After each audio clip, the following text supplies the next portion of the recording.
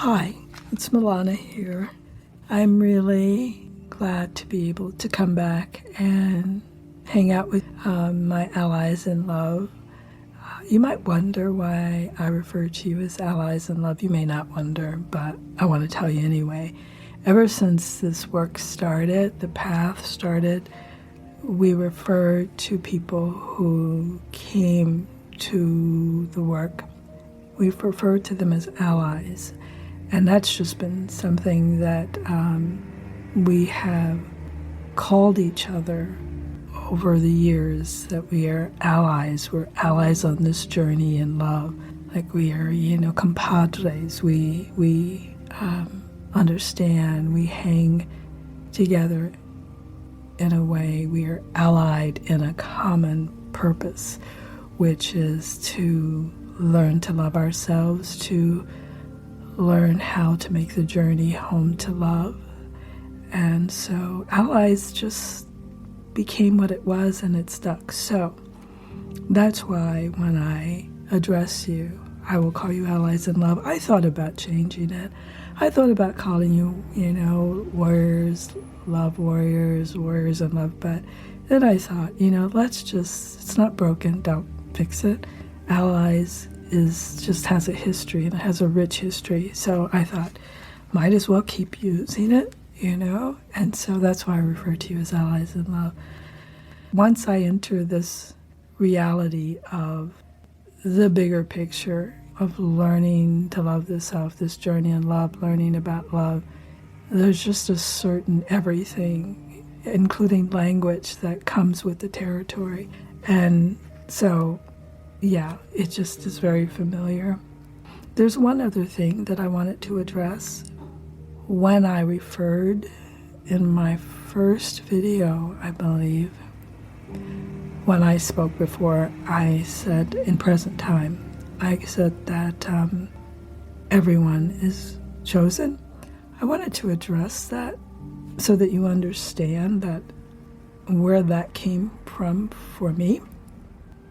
My job, and we all have our jobs to do, my job is to account for the whole human race in relationship to love.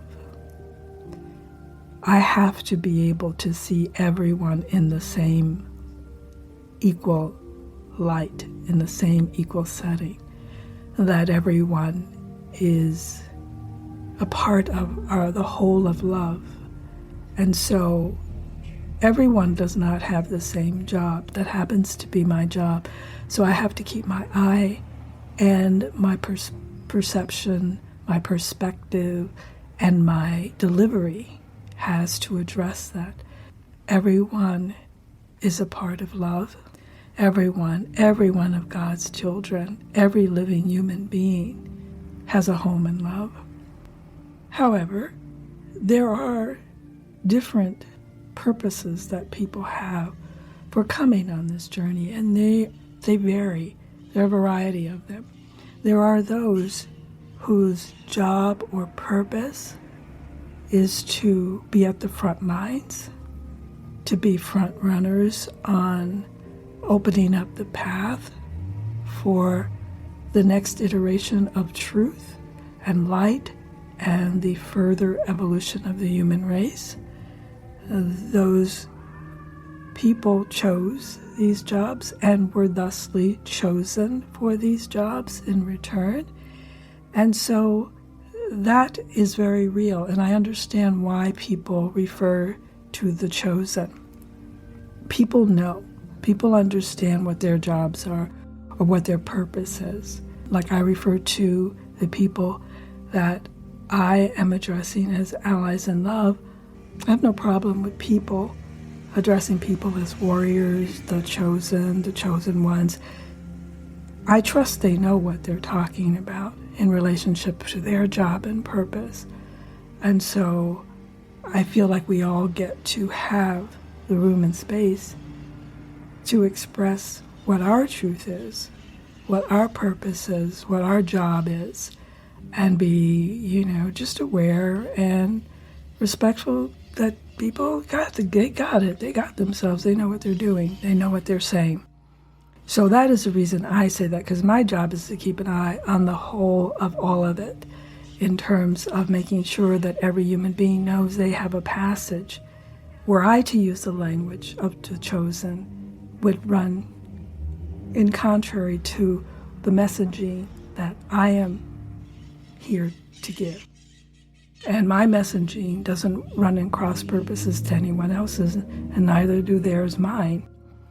There's enough room and space, of course it has to be, because there's enough room and space for all of us to encompass the fullness of our purposes and our journey. And now I'm not saying this because anyone said anything or anyone challenged me or anything like that. This is nothing like that. It's just me wanting to make sure that my saying that was clear to everyone, Basically, I'm saying it's all good.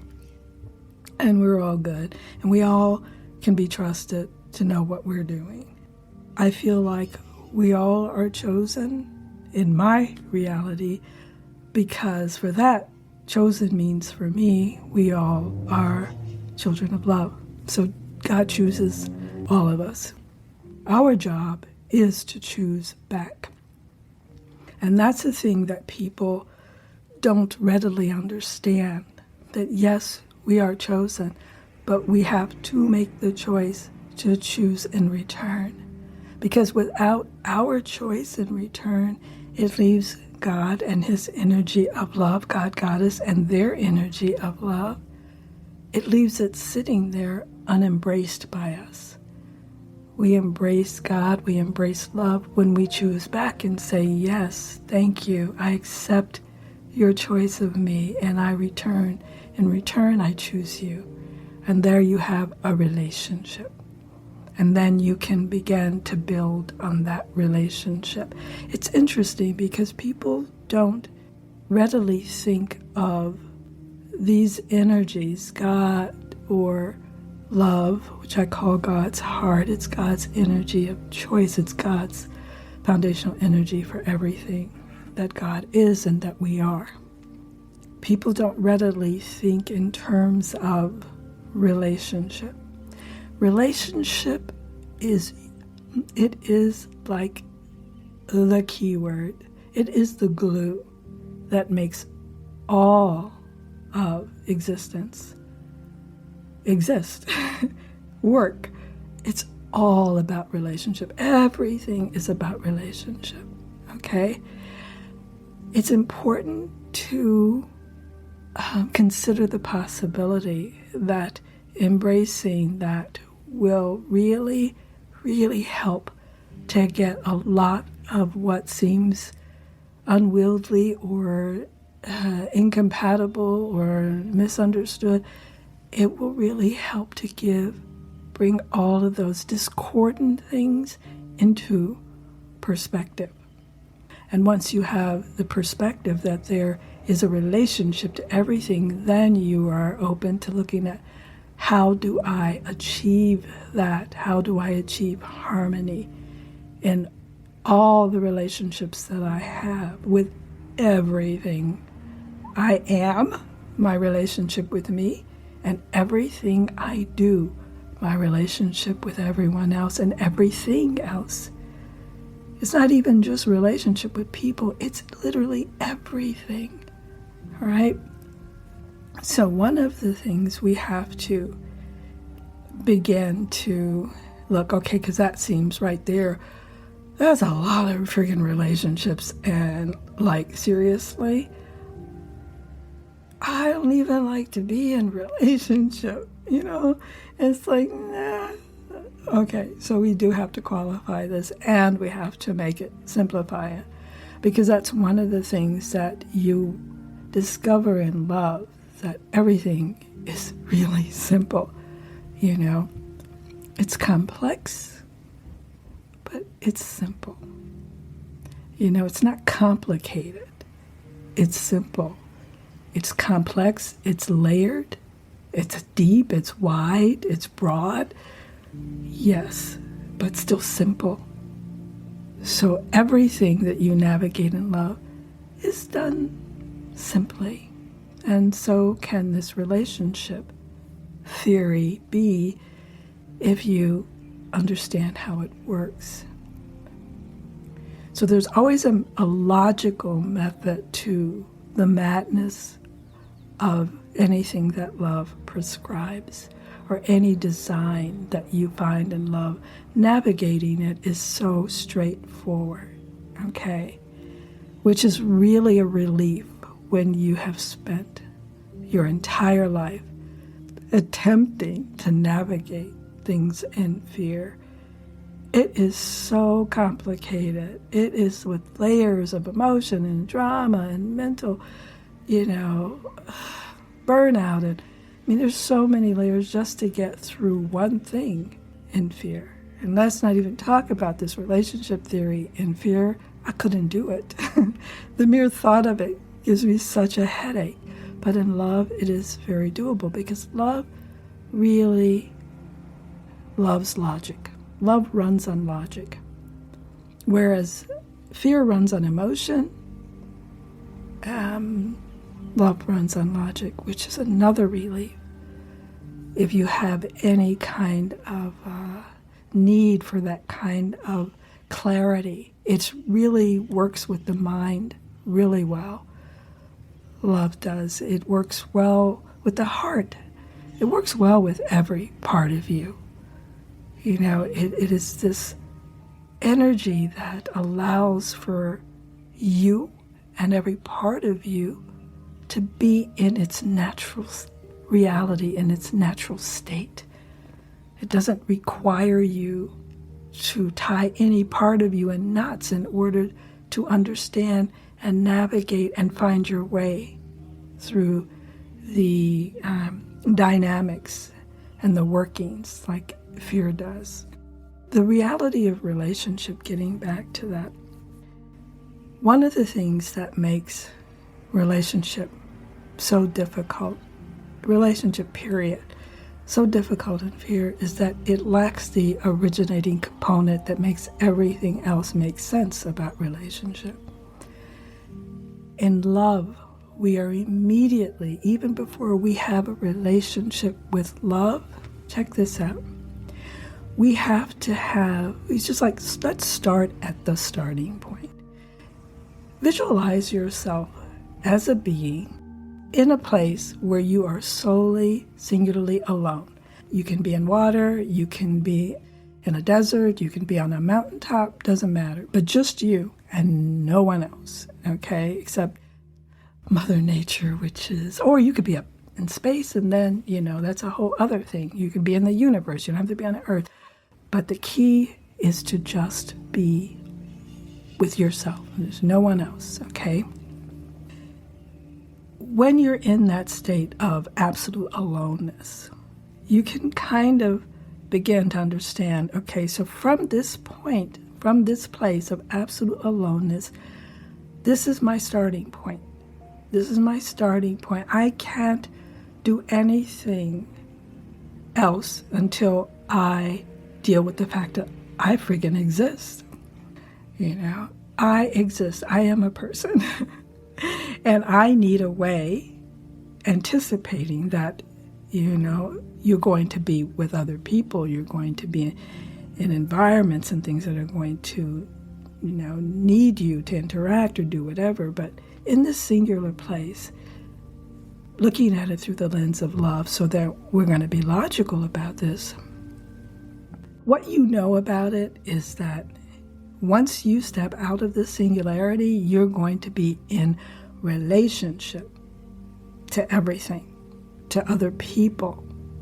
And other people can mean, if you can just keep thinking of that starting gate of family, friends, then children and love relationship. And then just from those primary relationships, and we'll talk about relationship to things like going to school, having a job, moving into having dreams and goals and everything, or finding something that you love to do, or something that you thought you wanted to do, or whatever. But all of those things require a relationship out of you.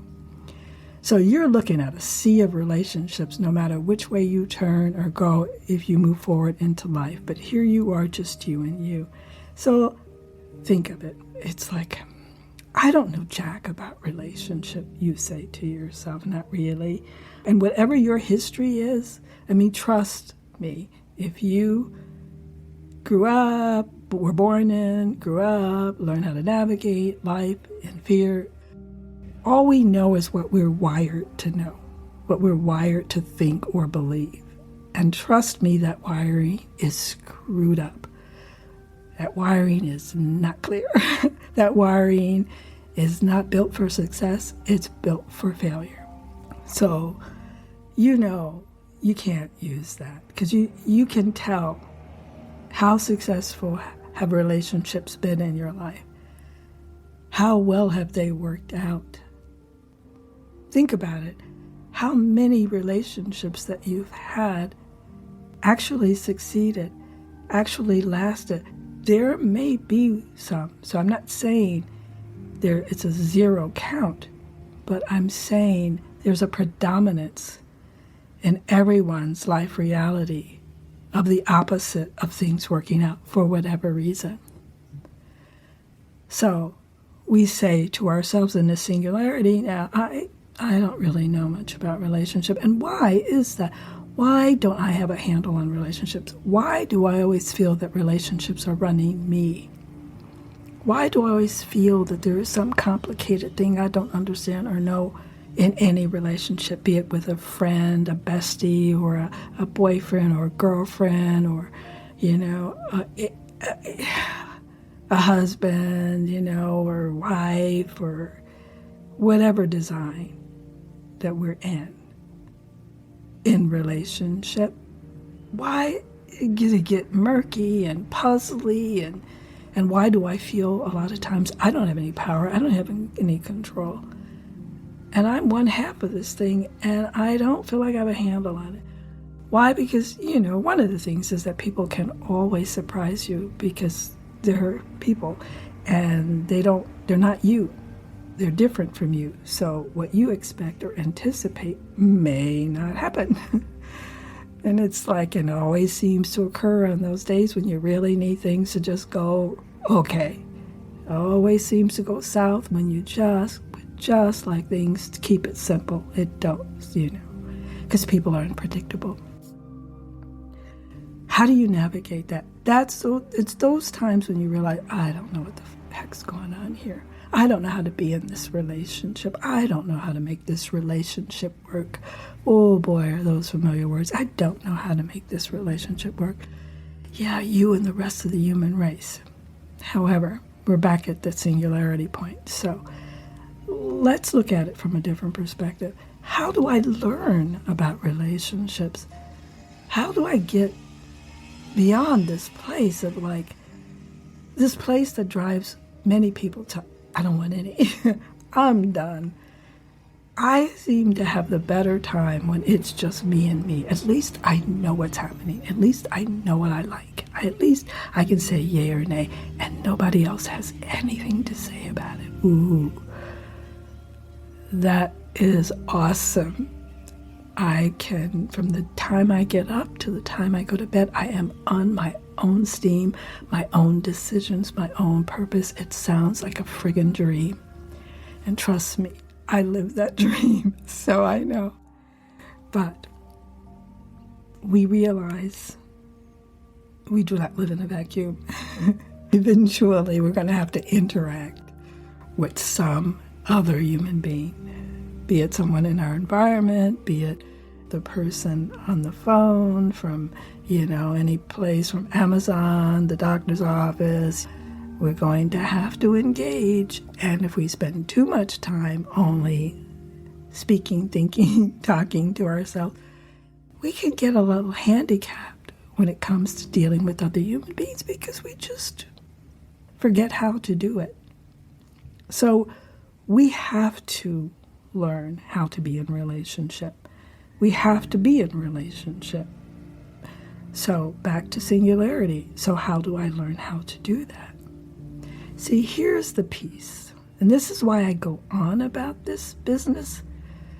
Everything I've posted has this element in it. And you may think, if you've been listening to my videos, this woman, man, she can't stop talking about self-love. Everything is self-love, self-love, self-love.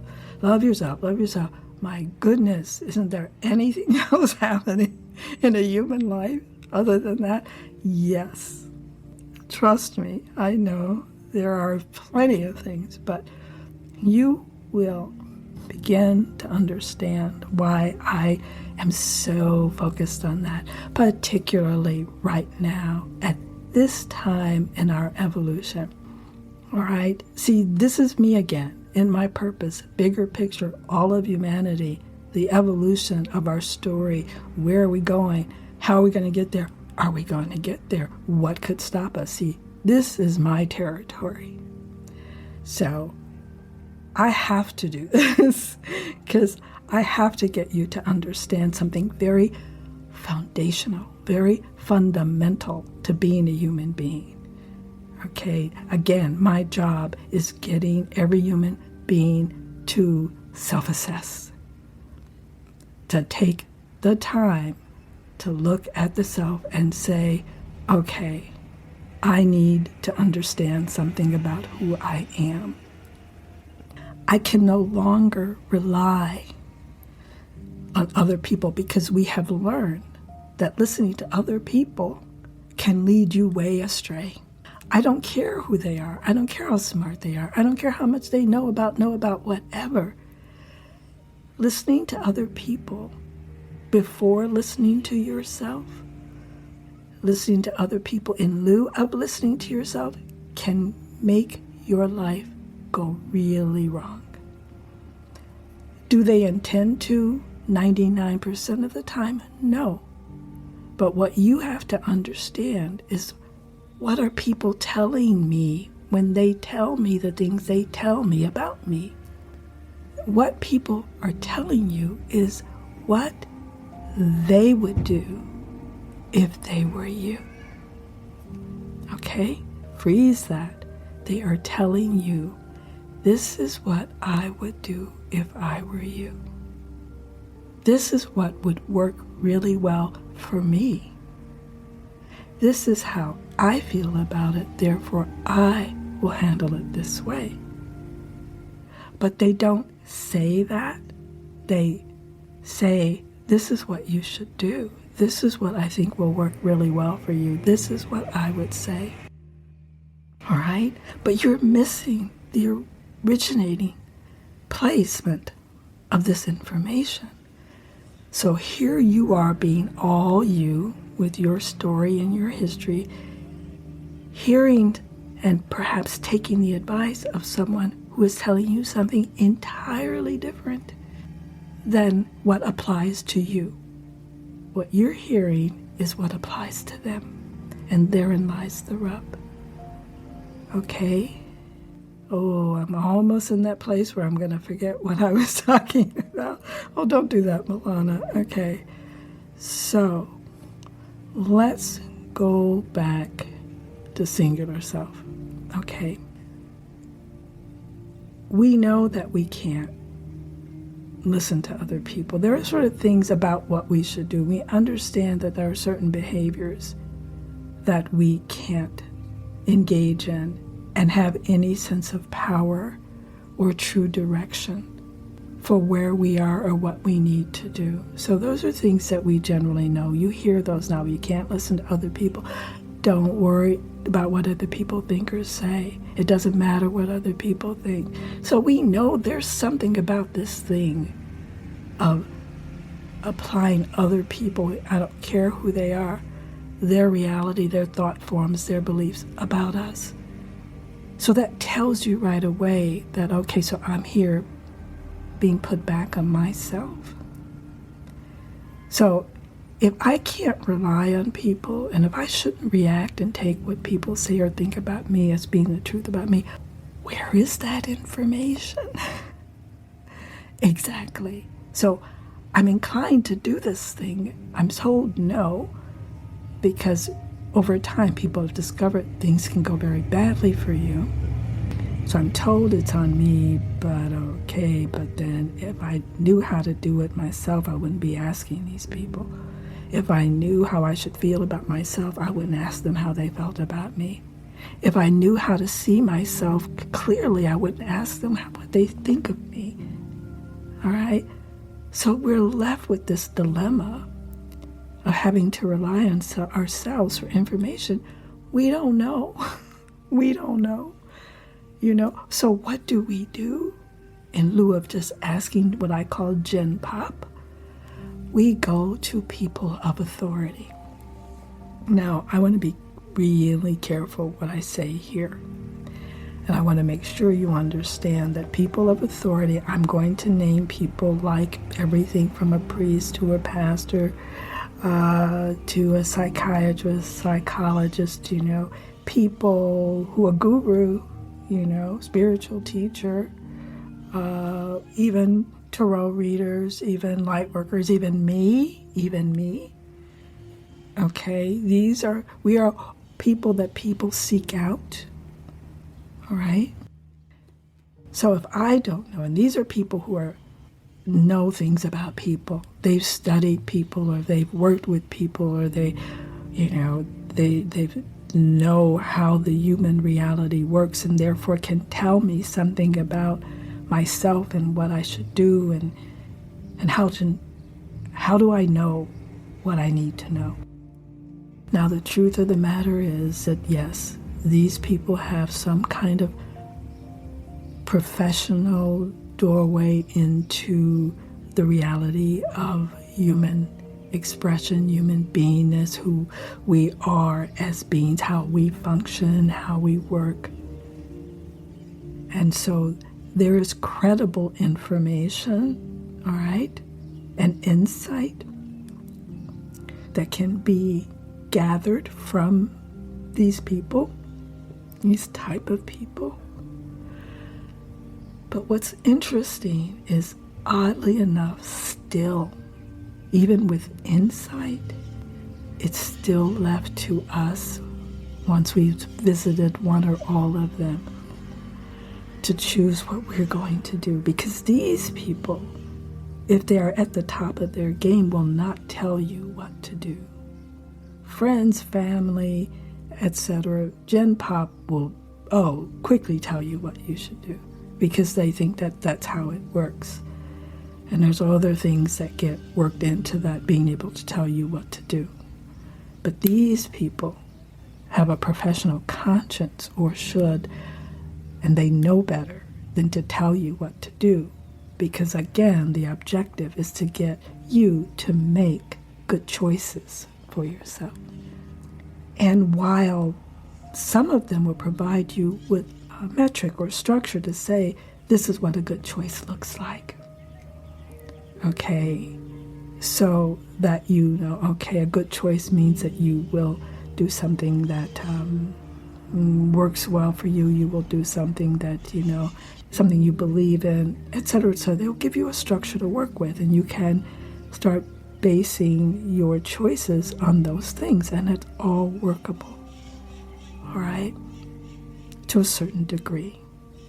But still, at the end of the day, people can give you directions, instructions, structures, guidelines, but you're still going to have to make that choice about what it is you're going to actually do, and what you're going to use of the good advice or insights you get, or what you're going to ignore, overlook, or feel like you can't, or you don't want to, or you're going to absolutely reject. But still, you are left with you and you, and not a solid foundation of knowing yourself, of knowing how to create from within your own structure, your own guidelines, your own insights, how to generate those.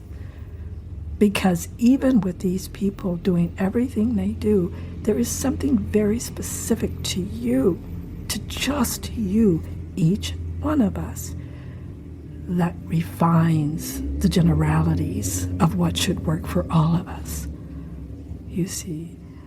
And at some point, and it doesn't take a long time, you're going to need that information because you are so specifically you with your walk and your wiring and your intricacies that you really do require specific data for you to be able to function in a maximized way, or even minimal balance. Some of what you utilize has to be specific to you, and no one else knows what that is. No one can tell you.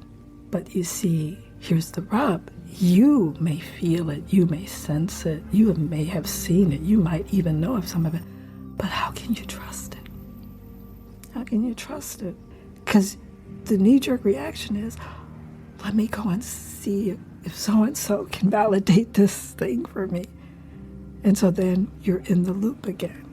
And so you're off to ask someone else, I'm feeling this way, or I'm thinking, well, you think this is a good idea? Boom. Now you're back into hearing what they have to tell you about whether or not that is based on how it works for them. You're back in the loop. You go to your therapist, you go to your pastor, and they tell you, you have to learn to listen to what you believe is true. But how do I know it's true? You have to learn to trust it. A good therapist, seer, teacher, will tell you that. And then you go, okay, and you go back. But how do I trust it? I don't know what that means. I don't know what that looks like or feels like. I don't. So you want to go to someone, can I trust this? What is trust? Okay, so let's stop. So let's go back to singular self. And here comes the connection between how I do what I do and this state that we all at some point or another have or will find ourselves in. And the thing that is left out of fear's whole game plan for the human race. And I will tell you about that later, why specifically fear left the part out about your relationship with yourself.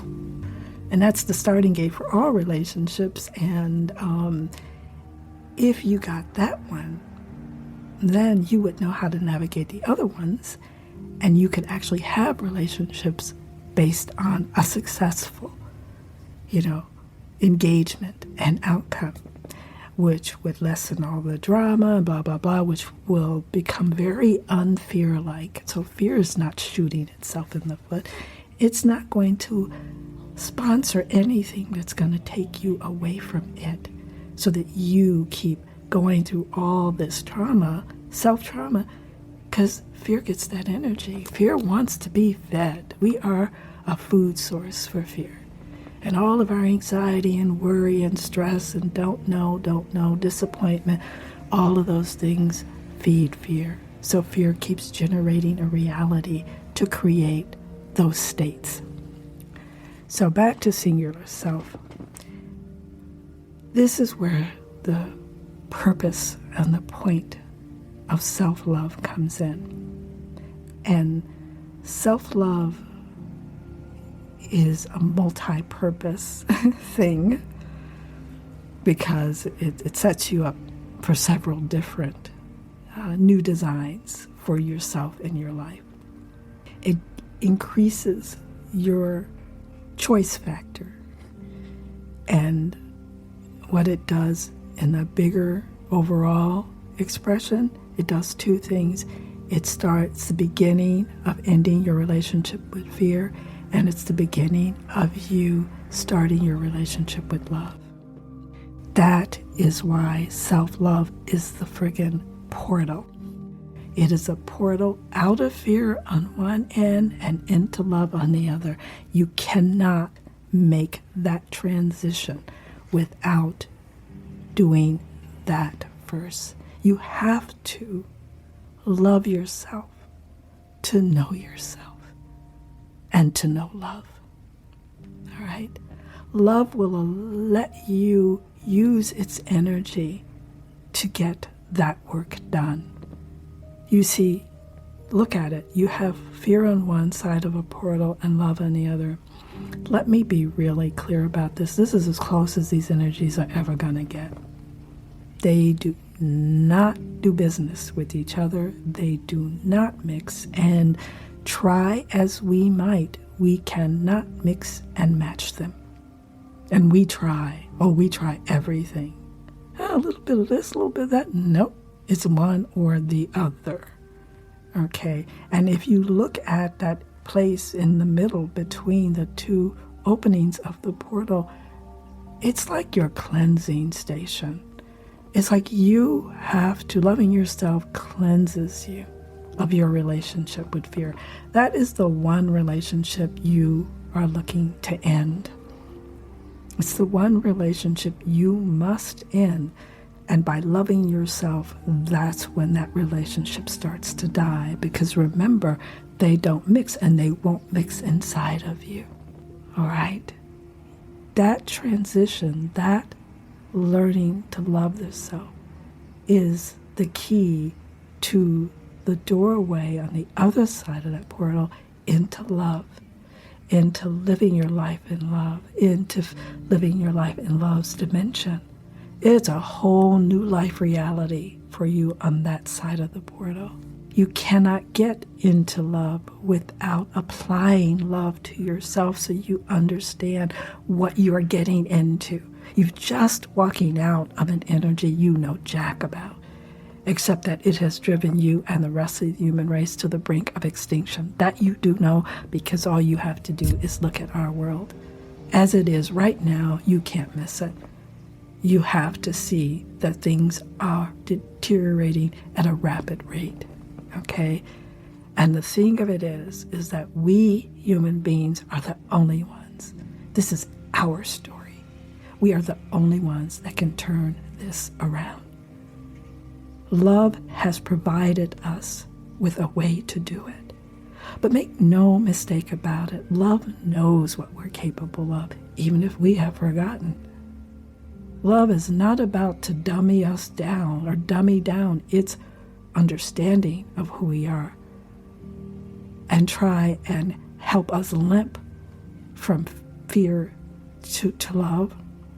Love needs us to stand tall in the truth of who we are, because this is what we need to discover. This is what fear stole from us. And we are the only ones that can get it back. And we get it back because love has shown us, God has shown us through love.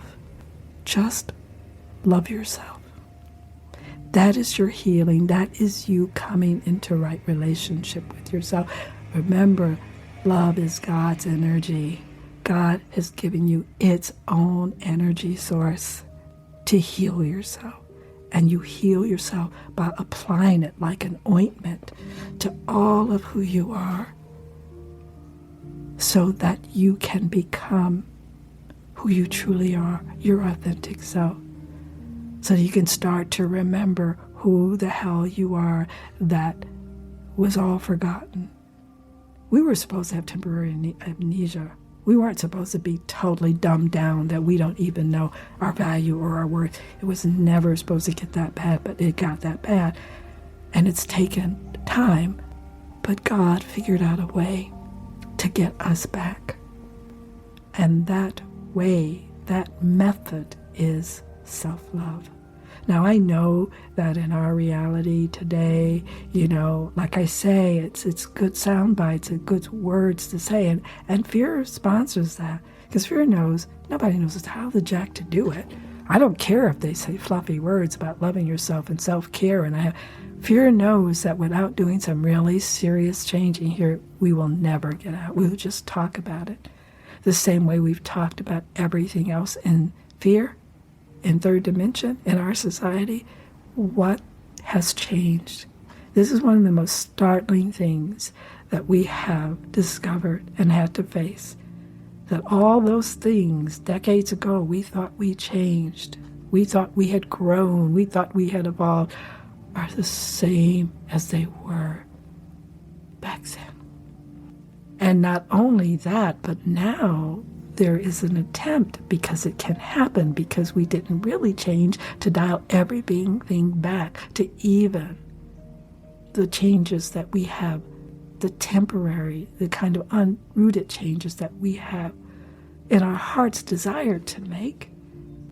There is now that opening. These were just desires. They never took hold. There are people here who say, well, we don't even have to do those, man. We can go back to where it always was. Okay? So not only did we gain any ground, we're now going to lose more ground than we've ever lost before in our time. Okay, spanning over decades.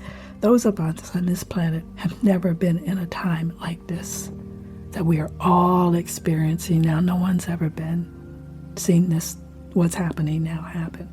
So that tells you that something weird is going on with the human race. Something, and it's not a good thing from one lens. It is a good thing from another. Because honestly, this shit had to break down at some point. It had to hit a wall, because who wants to continue living like this? Who wants to continue living like this? No one does. Okay? So yeah, that it's breaking down. It's going to be traumatic and it's hard, blah, blah, blah. But we need to break this down. It needed to hit this wall. Okay? So it's really important to understand at this time the nice words about loving yourself, the kind of, homage we play to it and we put it on statements. And I'm not negating any of that, but right now, all of those statements, all of those, gifts, all of those things that I can't think of the name of, they're not enough. They're good reminders. They're good, to keep us conscious of the fact that there is a self and we need to love it. But we have to do more now. We have to literally understand what it means to love ourselves, and we have to get down to the business of doing it. That's where we are on our planet, in our evolution. We have to really learn what it means to love the self and everything that it entails. And then to kind of wrap this long, short story long or long story long, it is the relationship that we develop through loving ourselves that teaches us how to be in relationship to everyone else. So now we've come full circle on the relationship thing. This is how we learn about relationship. This is how we learn about being in relationship to everyone else in our lives. This is how we learn how to do it. What steps do we need to take? How should we hold our energy? How do we engage? How do we treat others? Learning to love yourself gives you all of that data. So you are squared away when it comes to how do I develop relationships and how do I maintain my sense of myself? How do I maintain my power in a relationship while the other person has theirs? How do we eliminate the power over thing and we equally have the power that has been invested in us by the fact we are who we are? It's learning about all of that. And all of that gets learned through you loving yourself. And to bring it just the other point and about everything is about relationship, that everything you get engaged with, there is a relationship. So listen up. Let's just say that, and this can be anything. I am going to choose this because it's one thing familiar to me, and it's one thing that I learned that changed everything about this thing in my life. I, since I was young, was interested in writing. I've written since I was young, It's my thing. I really like to write, but also very afraid of it too. And as you'll hear most writers, if not all writers, speak of the fear of it, the fear of not being able to do it, the fear of not being good enough at it, the fear of not being able to really be good at your craft. And the fear of if I do write something, who's going to want to read it? All the fears. I mean, fear built us a whole network of fears about anything that we decide to do. Writing is just one of them. What I learned how to do, which you will see stems from how I learned what I learned about loving myself and having that relationship of love with myself, is that what I needed to do. And this was once I got into love and I started working through all of my fears about my writing and everything, you know. I said, this is a relationship. I have to establish a relationship with my writing, you know. It's not so much me being a writer. It's like the relationship with the act itself, relationship with writing. And when I established that I could do that, it's really amazing how I decided to treat it. It changed because I know about relationship. I didn't know how to make things work better in writing, you know, how to make the fears go away. Because the fears usually have nothing to do with the actual writing itself. It is the thing that keeps you questioning yourself as a writer. It stops you from writing regularly. It makes you think that, oh my God, I can't write that novel, or I can't submit that poem, or, you know, it just keeps you, it's contentious, and it keeps you constantly out of sorts with your writing in one way or the other, you know. But when you decide to develop a relationship with it, it's like, well, okay, I'm going to navigate this relationship. I am going to treat you in a way that I would treat any other relationship. This is my writing, which means I cannot show up on a Tuesday and say, oh, we're good. Yes, let's do this. Let's engage. Let's work on this thing, this that we do together, me and you. And then goes well, say thank you. That was really cool. We get all excited. And then I don't show up for days. Wednesday, Thursday, Friday. And I'm like, when I do, it's like I expect this writing to just come right on in and go, yeah, okay, I'll show up for you. But I don't think that my writing's like, but we're like rusty here. You just can't show up and expect me to give. You haven't given any energy to me. I don't even know where you're at. I don't know where you're thinking. I don't know anything. And you start to understand. It's like, wow, that's true. That if I want my writing to grow and to evolve and to deepen and become, I have to give it my energy. Because this is our relationship. That if I give to it, it's going to give back to me. I don't have to think about, well, I should write or what my writing rules are. It's a relationship. If I give to it, it will give back to me. And that relationship becomes the foundation for how you navigate your writing or anything that you do. You give it respect. You honor it. These 5 aspects, which are the 5 aspects of love that are foundational to relationship with yourself and to others: respect, honor, integrity, realness, and truth. I had my head turned for that. Let me say this again. Respect, honor, integrity, realness, and truth. These are the 5 foundational aspects of love. These are the aspects, these are the actions that you apply to your relationship with yourself and to your relationship with anything, anyone, and everything in your life. These 5 aspects ensure that you are in love. When you are in these, you are in love. When you're in integrity, you're in love. When you are in honor, you're in love. Respect, being real and telling the truth, you're in love. You can't miss because you're in love. You're not in fear, you're in love. These 5 aspects keep you in love 24/7. So these 5 aspects I am going to use in my relationship with my writing, because I want my writing to be in love. I need my writing to be in love, because that's where I am, and that's where we're going to sync up, and that's how my writing is going to understand me, and I'm going to understand how to do it, how to move it, how to make those words work, how to bring the magic in. My writing will give endlessly to me in love as I will to it. And we can dream together, we can produce together, we can evolve together, okay?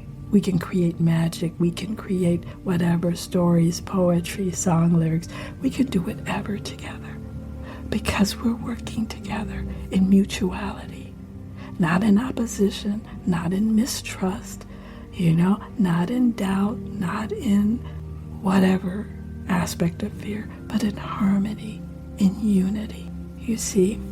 So, the whole reality, everything we do, everything that we are, is about relationship. It's about relationship to ourselves, to our chosen or pre-chosen partners, to our children, to our world, to our planet, that we are in relationship to each other and to all things, and that is the whole. And that is ultimately, we start with the self and we end with the whole. The oneness, the all that is, that's how we get there. And right now, we are not there. We are not all whole. We're not in the wholeness and the oneness. We're not even at one with ourselves. So you can see the work that we need to do. And in this state of oneness and thus wholeness, because you just have to be responsible for you getting there. If you clock in loving yourself, becoming one with yourself and whole within yourself, that you are in the wholeness, then you are ready to go home, or ready to stay here and see what is beyond this level. You see, you are freed up from the constriction, the restriction, the oppression of fear, and you have the opportunity to really evolve and grow and become who you were always meant to be. And there is a lot of story and a lot of a whole journey and a lot of walking on the path to do, to do all of that. But it's the best time you'll ever have. It's the most alive you'll ever feel. Being on that journey, learning to love the self, it's when everything starts to come to life and everything starts to make sense, and you are able to leave your story with fear behind you. Now, this has been a long video, and I had so much more to say, but what I want to end it by saying very, very clearly, I'm not going to bring all of this up and say, well, have a good life. I have a way to get you to love. I'm not going to set you up and tell you this is what you need to do and not be able to deliver on how to do it. Exactly, step by step, how to do it. And so I wanted to make that really clear, because I'm always talking about it.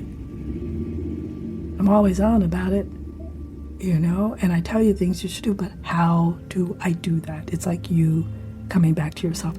Yeah, that's all well and good, but how do I do it? I know how you do it.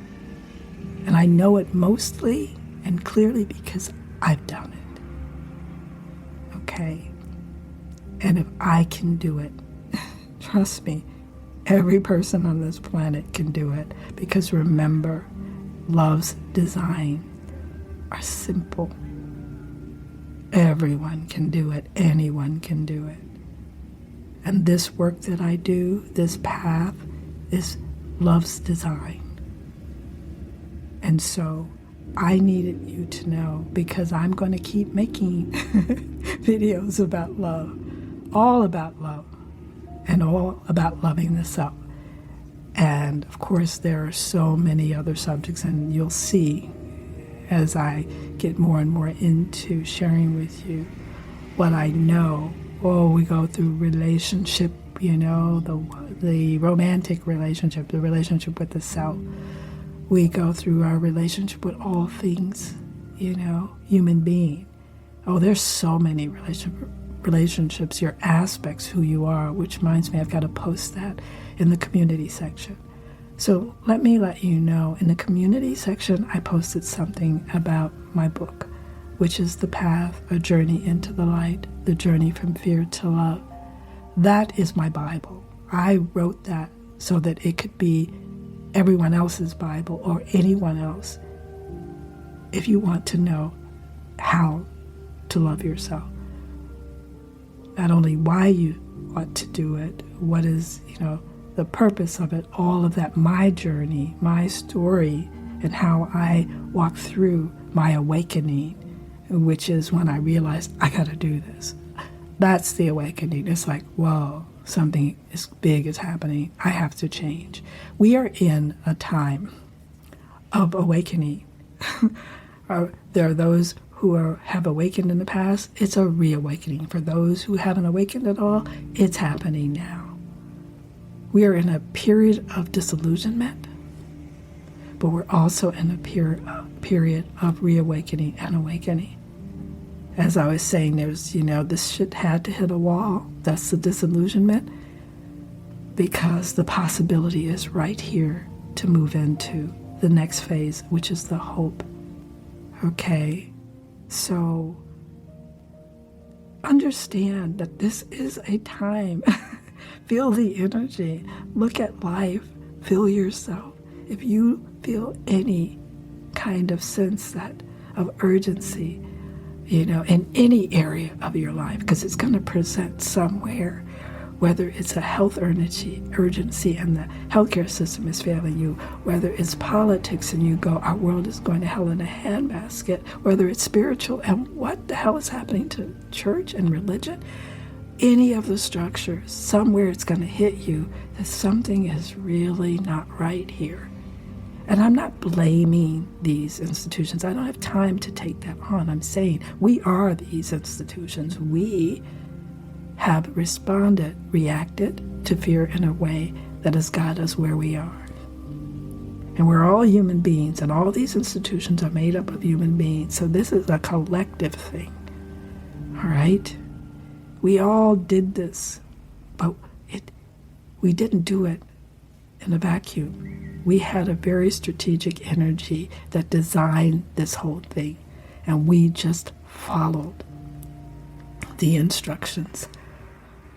And there were some bad faith instructions in there, and we followed those too. And as men and women, that's another thing, we followed those instructions that would make sure we never understood each other, that we never were in harmony. We have gotten further away from each other than we've ever been, because that's fear's design. See, here's the thing. When you decide to go, okay, I cannot operate in that design, then you're starting to awaken. There's got to be another choice. There's got to be a new way. Because if it's not, we're not going to make it. When you hit that wall, it's like, I'm here to tell you there is a choice, and here it is. I remember when I was working with people, even recently, with my clients now, my allies, and we would sit, post a session and say, wow, if only people knew about this. And I would say, yeah, and I'm knowing that that's my job, and I'm going to do it. And I had to do all the things I needed to do to get here talking to you like this. And there was a ton of them, it seemed. But when you realize and you're working with human beings who made this journey and like, this really happened, didn't it? Yes, it happened. We really live in a whole other reality. I mean, it really is real. It really is real. That was at the beginning. Now they're all had at it. They see the separation. They live the separation of the two dimensions. This works. It's necessary, and if you have another way to do it, that's great.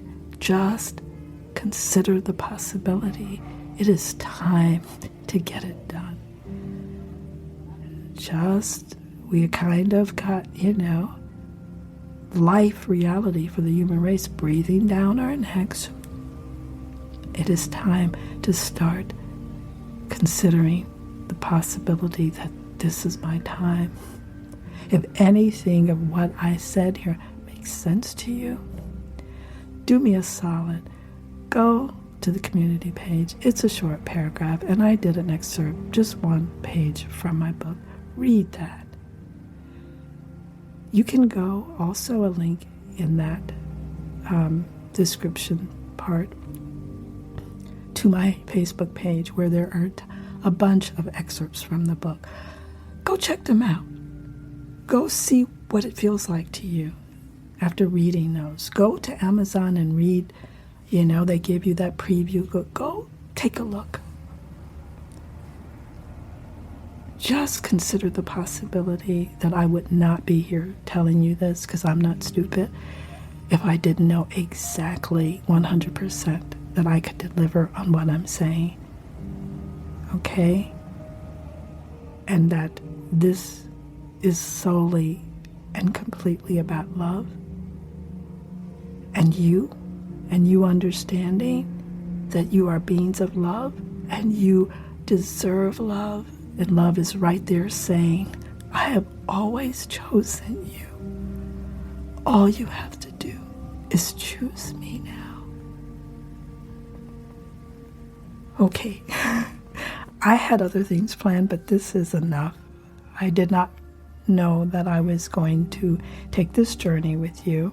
It's interesting, but it was the perfect thing to do. And I will be back soon. I'll